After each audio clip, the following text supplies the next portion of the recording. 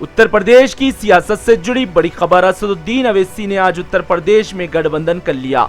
असदुद्दीन अवैसी ने बाबू सिंह कुशवाहा जन अधिकार पार्टी और भारत मुक्ति मोर्चा से गठबंधन किया और कहा कि अगर गठबंधन सत्ता में आएगा तो 5 साल के टर्नओवर में 2 चीफ मिनिस्टर और 3 डिप्टी चीफ मिनिस्टर होंगे।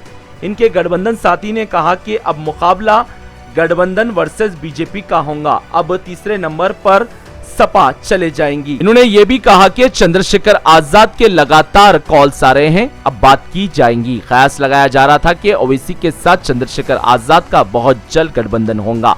अब देखना होगा ओवैसी का जो नया गठबंधन अब तैयार हुआ उसमें क्या चंद्रशेखर आजाद शामिल होंगे या फिर अकेले ही तमाम 403 असेंबली सीट पर उम्मीदवारों को उतारेंगे।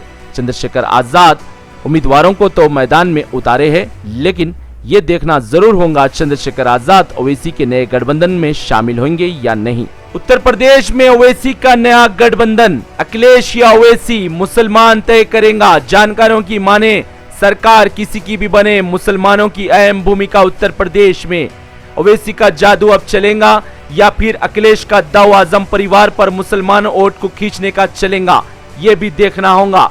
पश्चिमी उत्तर प्रदेश के डजनों सीटों पर मुसलमानों का दबदबा। ओवैसी की नजर मुसलमान सीटों पर, जहां मुसलमानों का अच्छा दबदबा वहां से ही उम्मीदवारों को मैदान में ओवैसी उतार रहे हैं। ओवैसी का जलवा चलेगा या अखिलेश का दाव आजम परिवार पर जो लगा है वो चलेगा। अवाम उत्तर प्रदेश की फैसला करेंगी। नतीजे जो भी हो, उत्तर प्रदेश के 10 मार्च के नतीजे हिंदुस्तान की सियासी तकदीर तय करेंगी।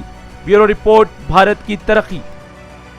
जनाब बाबू सिंह कुशवाहा साहब रहेंगे और उसमें यह भी तय किया गया है कि अगर उत्तर प्रदेश की जनता इस अलायंस को, इस मोर्चे को सत्ता देती है तो ये तय हुआ है कि 5 साल के टेन्योर में 2 मुख्यमंत्री होंगे, एक ओबीसी समाज के और एक दलित समाज के, और 3 डिप्टी सीएम होंगे जिसमें मुस्लिम समाज का भी एक डिप्टी सीएम होगा।